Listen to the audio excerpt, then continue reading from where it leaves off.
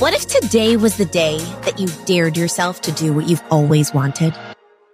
Welcome to the I Dare You podcast. I'm your host, Jen Gottlieb, and together we're going to step outside of our comfort zones and into our best lives, one dare at a time.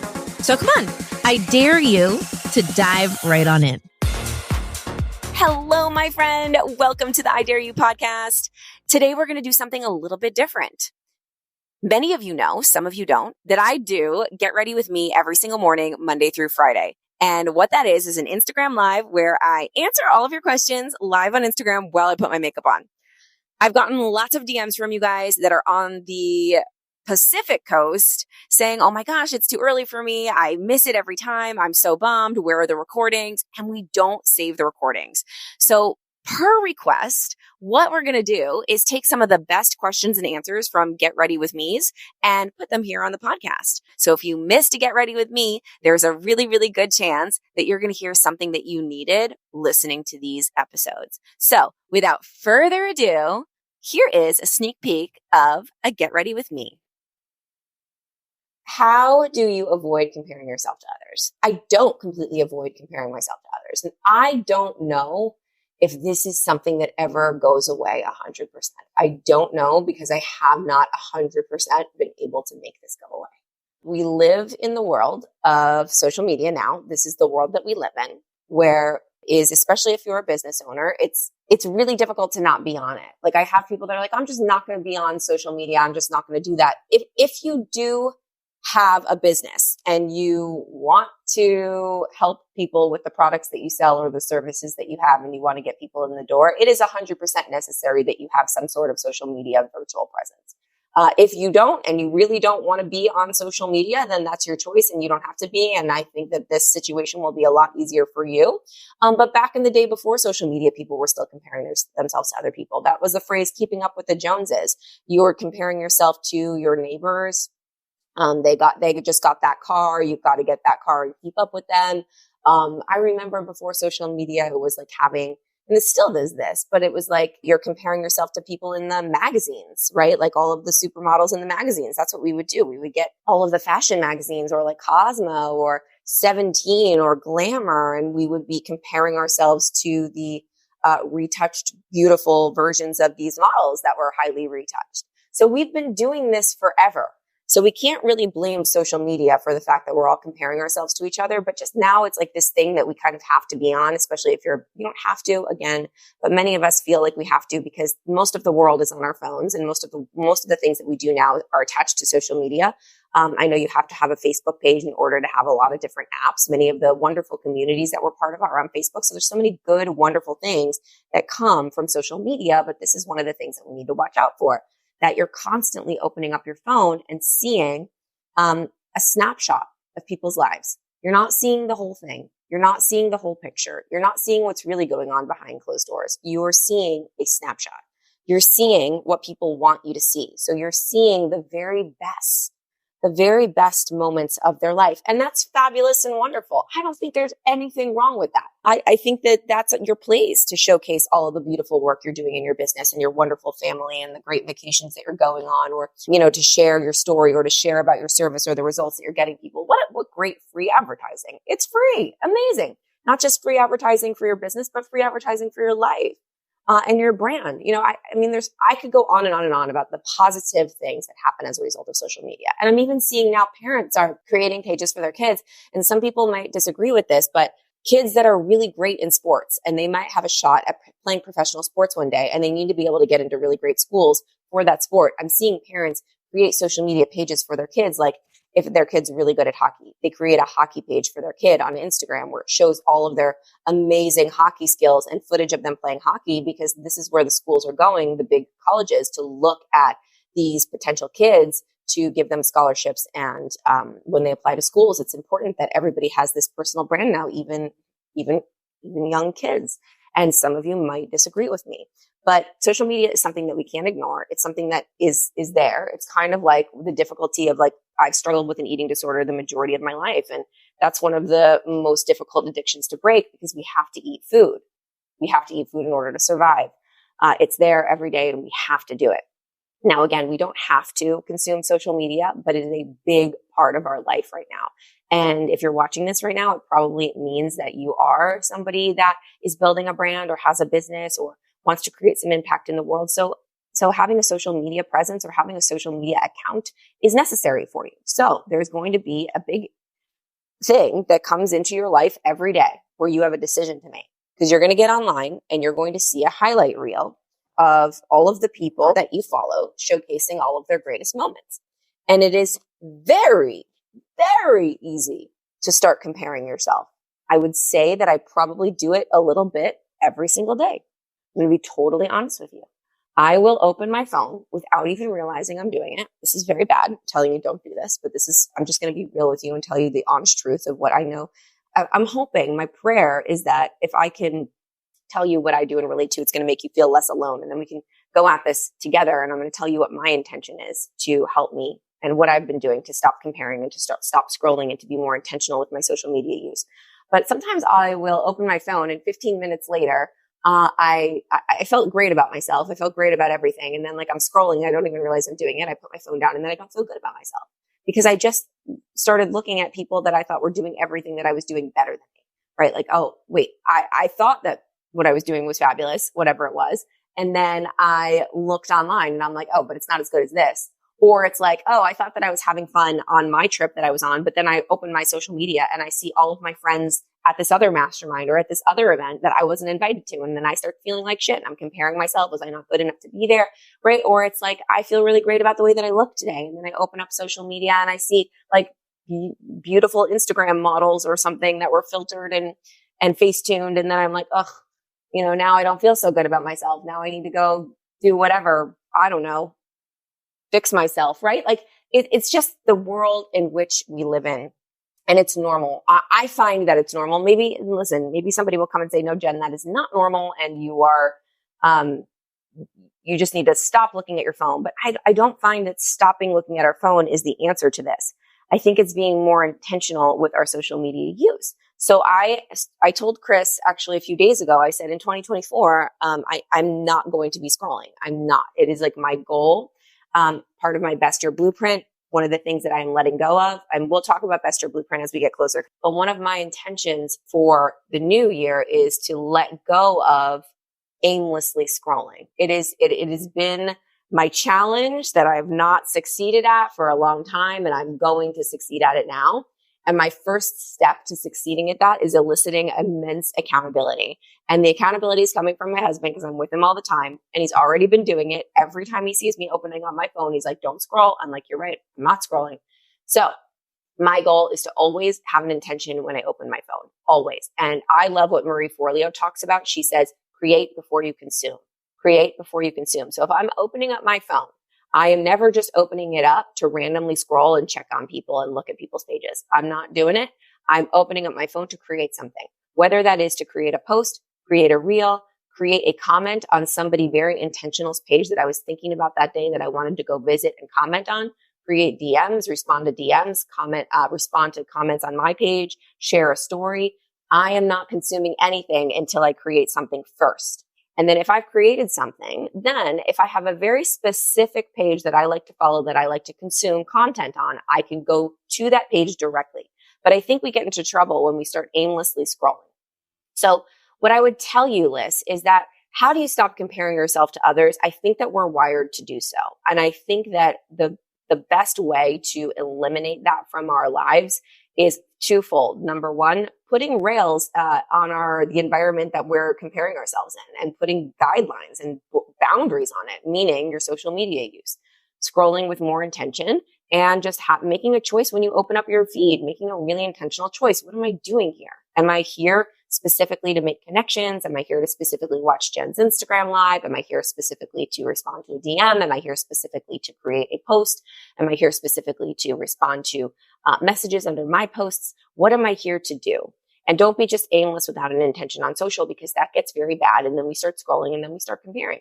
And then the last thing is, it's every day. You can put it on a Post-it and have it on your desk, or have it on your phone, or have it somewhere just to remind you a couple of things. Number one, it's never what it seems. Okay. So it might look like somebody's got the perfect life and the perfect situation and everything's great and fabulous. But I know for a fact that I have been around people. I have actually been around people that posted about their fabulous marriage or their incredible relationship or how much fun they're having on a vacation. I watched them do it. And then I knew that at that moment they were going through a divorce or they were having a serious argument or a serious fight. And then they posted that everything was perfect and beautiful and fine. Now, to each his own. That's wonderful if they want to do that. That's fine. But it's our job to scroll with caution and to know that we don't know what's going on behind the scenes. I also know business owners that post about how amazing their business is. And then they call me privately and they're like, Jen, I'm struggling with this thing. Can you help me? We're actually about to go under or about to lose this part of our business, or this is like really not working for us. And I'm like, wait, what? I thought you were crushing it. So just please remember that you're looking at what people want you to see and you never know what's going on behind closed doors. That's important for you to know. It's like one of the reasons why I come here live every morning is to show you like, yes, I post. It's important to post your highlight reel. Like if you want to be a speaker, if you want your business to be unbelievably like visible and successful, you want to post cool stuff that's happening. That's part of marketing, right? But at the same time, it is important to authentically connect, and doesn't mean sharing all your dirty laundry. There's a section in my book called When Not to Be Seen. I don't think everybody should be crying on social media, sharing their dirty laundry and sharing their open wounds that are not ready to be visible yet. I got a lot going on that I'm not sharing, but I do know that when I come on here and I put my makeup on and I've got a clean face and there's no lashes and there's no nothing, and you watch the process and we connect here in real life, I believe that I'm fulfilling one of my responsibilities that I really want to fulfill, which is to connect with you without the highlight reel, without the fancy speaking on stage or the curated content. Like we can just talk, like real talk, and I can share with you what's really going on. And I think that that's important when it comes to connection and building an audience. You want to have both. So pick and choose where you want to show your authentic self the most. Like of course, like I'm showing my authentic self on my feed. Yes, but it is a little bit more curated. It is me on a stage because that's what I want to do with my life. But when we come here, it's like, you're going to get like Jen with her cow headband on, just like answering questions. And that's okay. And there can be two sides of you. But that's one of the reasons why I do this, is because I want to make sure that you guys know that it's not all highlight really my whole life, like 100% no. And I hope that helps you maybe a little bit. But then also it's like the moment that you start looking at the other guy in the race, you stop losing your race, or you start losing your race, right? Oprah says that. It's one of my favorite quotes that she says. I know many of you are just naturally competitive, or you're naturally looking at the other guy. Like, what are they doing? Oh, is it working for them? Maybe I should try what's working for them. Focus on you. Get those blinders on and focus on your race, because the best athletes are let's just talk about track athletes for a second. I know that the ones, like if you take one split second to look next to you when you're racing and when you're like trying to get to that finish line, you take one split second and you look. That split second to look at that other person next to you could cost you the entire race. And really at the end of the day, when you end up on your deathbed, when you're 125, 130, 150 years old, we're in 2023 now, people are living a long time. Do you want to say that you didn't do something because you were so wrapped up in worrying that you weren't as good as somebody else, that you didn't try, or you didn't fulfill your dream, or you didn't step into doing that thing that you wanted to do because you were so consumed with the fact that Sally from high school was going to judge you, so you decided that you didn't want to? I don't know, whatever the reasons are that you're thinking, or maybe you thought that somebody else had it already and did it already, so there wasn't space for you. Actually, the fact that somebody else already did something or is already doing something is proof that you can do it too. It's proof of concept. And I would lean into that FOMO. I talk a lot about this on stage, about leaning into FOMO and being grateful for the people who have done it before you, because they're showing you the way.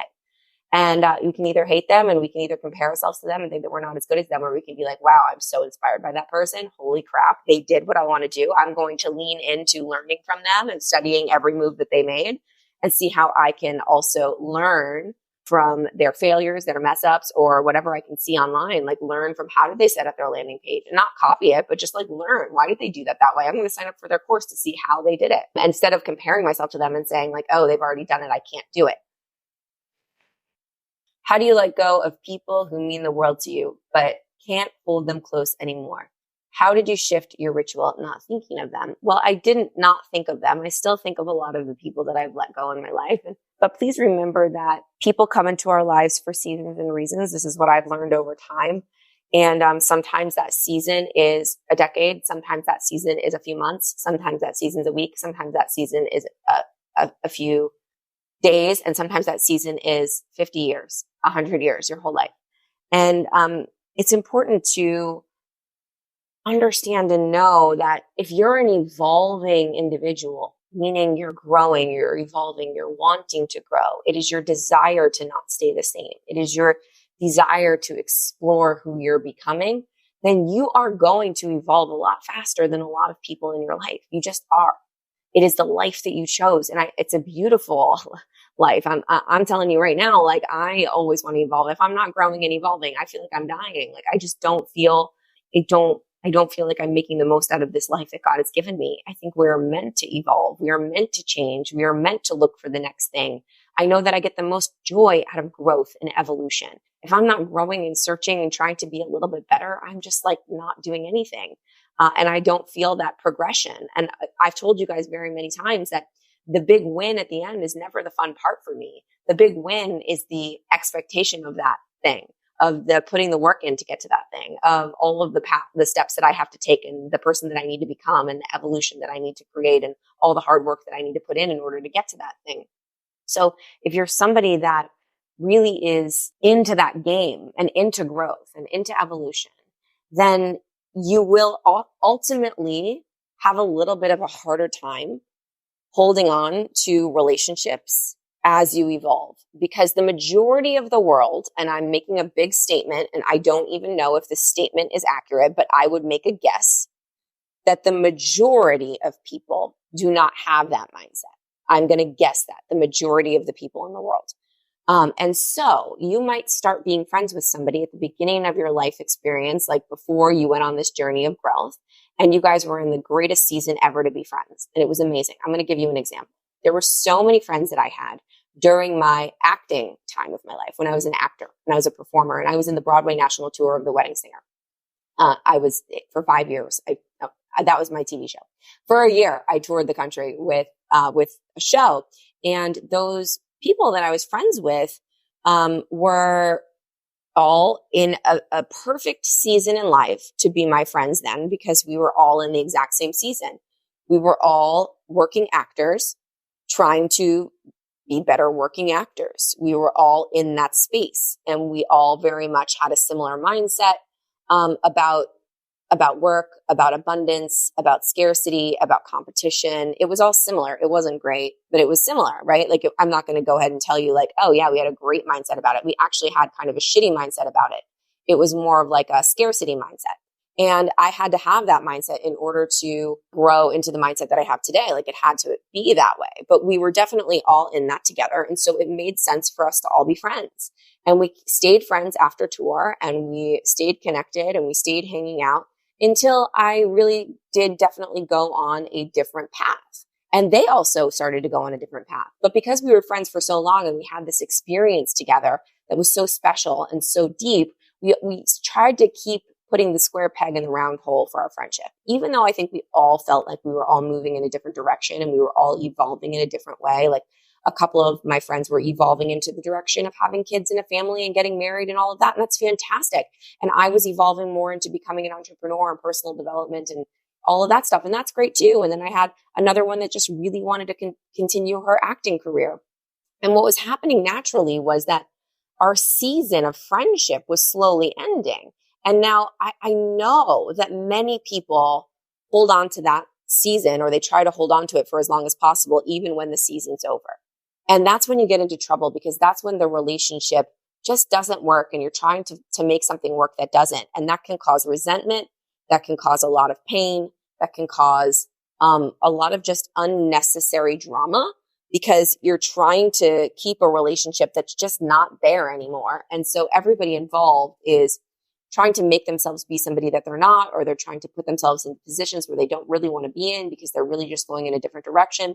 So what I did when I moved on from these friendships, which I'm so grateful for these friendships, they're the most amazing women in the world, and I still love them to this day. And I'm still so incredibly grateful for everything that they brought into my life. And if I saw them again, I would be so lovely and kind and incredible. But I knew that I had to start making friends with people that were doing something that was leading, like going in the direction of where I was going instead of where I had been.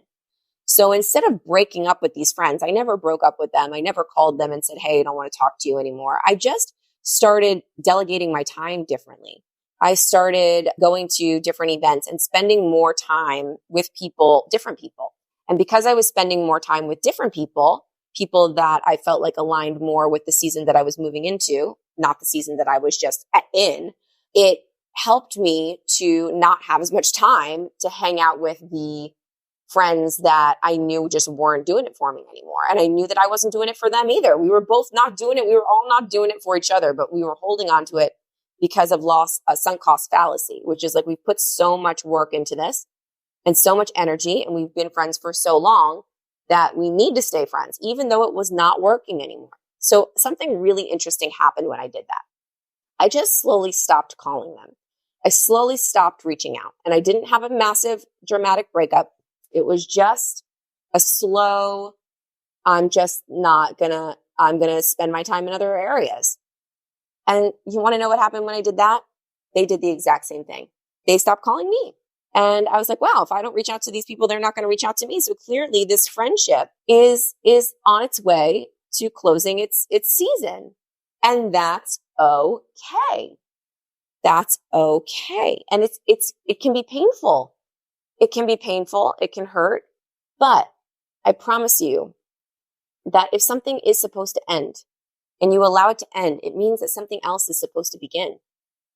There is never an ending without a new beginning. So all of the space that I opened up when I ended those friendships, or when I allowed those friendships to shift into a different season, allowed me to meet so many new amazing friends that I have now that have completely transformed my life in every way and brought me into the next season that I'm in. And, and that's how I look at relationships. And I never used to look at relationships this way. I used to have a really immature view of relationships that did not suit me clearly for so long. But once I allowed it to be more maybe more letting go, more allowing, like things don't have to be exactly as somebody said that they have to be when we were growing up, that you have to have your same best friend from elementary school. If you do, that's phenomenal. I know my grandma still has friends from elementary school, and I think that's amazing, but they don't really get along. Like they don't really have the same topics to talk about all the time. I know that my grandma, when she's around, she's in her 90s. I love talking about my grandma because she's so fabulous. But when she hangs out with her friends that she was friends with in kindergarten, like they're not like on the same page. They don't enjoy the same things. They don't have the greatest conversations. They're just still friends because they were friends since kindergarten. So they've got that special bond. But the people I know that she enjoys the most are the people that she's met over the past couple of years and, at her club, that have a similar situation to her right now. And because those people are in this season of her life with her, and they moved, like that's just what it is. And I'll give you one more example. My husband and I got married last year, right around this time. It's almost our 1-year anniversary, actually. Our 1-year anniversary is December 9th. And when I was planning my wedding, I strategically, I said to my parents, my family, I said to everybody, I said, I'm only inviting people to this wedding that I see moving into my future with me. So that meant there was a lot of people that I hadn't spoken to in years, but they were a big part of my past. And I know many people invite those people to their wedding, but I was like, I'm not going to invite those people because I haven't spoken to them in ages. And I only want to invite people that I'm going to move forward with, that are going into the next season of my life with, that are going to be in the future with me and Chris. And so there were a lot of people that maybe got upset that they didn't get invited to the wedding, but I think that deep down they probably felt like, okay, that we haven't spoken in a long time. We are in different seasons. We are in different directions. And it's okay because every single time you say no to something, you're opening space up for something else, including relationships. So I had a very small wedding. It was like, we probably had 60 people there, maybe 70 people. It was only people that were in my life in that season that I felt going forward into the next season would be really positive, important people in my life. And that's just what it is. And if you can understand that and you can allow that to be your reality instead of trying to hold on to things just because you feel like you have to or because you feel like you owe it to somebody, I feel more fulfilled. I feel happier. I feel more in charge of my life. I feel more like I don't get so upset over things or relationships ending as I used to. Like I get a lot less upset now. Again, this is just my experience. Listen, it is hard to break up with a friend. It is hard to break up with a relationship. It is hard to say goodbye to somebody that's been in your life for a long time. It is hard to make that realization that you're no longer in the same season. It's hard as hell, I'm sure. But the more that you do it and you realize that whenever you do that, something good does come eventually. A good relationship will come eventually. Somebody a little bit more aligned with where you're going will come eventually, and you will eventually realize why that season ended. It won't happen immediately. And I'm never, ever, ever going to tell you guys not to feel those feelings and be in that because it's hard. And that goes back to the first conversation that we were having. Like, it's okay to feel into that, that loss and grieve that friendship. But also, I would invite you to maybe be hopeful and excited for all the new friends that you're going to bring into your life in the new season that you're going into. How do you manage coming live every day and also posting very consistently without being demotivated? It's just become part of my routine. Once you start doing it every single day, it becomes part of your routine, but you have to do it for a long time in order for that to happen.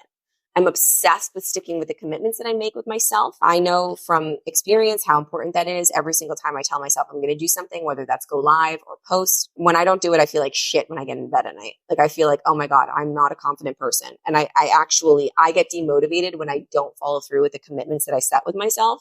So if I say I'm going to do something, I follow through. So I set this commitment. And when I first started going live every day, it wasn't easy. It was really hard. And I had to move through that discomfort every day. Like it was really uncomfortable and really scary and demotivating when not a lot of people would show up. And I sometimes would feel like really nervous and scared. And when not a lot of people would show up, then I would get off and I would be like, oh, that was fun. But like, are people ever going to really join this? Like, am I doing this for no reason? But here's the thing. Most people stop before the big hit. Most people get so demotivated because it's not working for them before it actually takes off. And that is such a travesty to me because we're sitting around, like this goes back to the comparison conversation. We're comparing ourselves to other people who've been doing things for years, right? Like for years, posting for years, building their podcast for years, creating their brand for years, writing books for years. And you're looking at other people on the internet. If they're succeeding and you're FOMOing or you're comparing yourself to them, they've probably been doing it for a long time. They've probably had to put a ton of reps in and they probably just popped at one point. Like if I would have stopped doing this when I was feeling like, man, I'm not getting that much traction. I'm so glad I didn't. I would have never realized how great it could be. And honestly, it's not even where it's going to be. It's not even, we're like shippies. We are like, I have no doubt, like a year from now, could you imagine where we're going to be? But if I stop before the next year, like if I just stop, that year's going to fly by and then I'm going to end up like, why did I stop? And for consistency online, you should be posting every day, not because of the engagement or the followers or the likes or the comments. It should have nothing to do with that. It should be for you, if you're just consistent, trying to get consistent with your posting, it should be about you sticking to that commitment every single day. And not worrying about how many people like it, not worrying about how many people comment. It's not about that. First of all, it's about two things. It's about number one, that one person that might see it that day, that one person that needs to see it, that might become a client. It might be a huge opportunity, that one right person. So stop worrying about the metrics and the numbers and attaching your worth to the metrics and the numbers and all of that. Because if you do that, then you're not going to be consistent. And then the second thing that you should be caring about is just sticking to the commitments that you make with yourself. And if you say you're going to post something every single day, post something every single day. Because every single time you tell yourself you're going to do something and you don't do it, you're actually telling your subconscious mind that you don't trust yourself to follow through.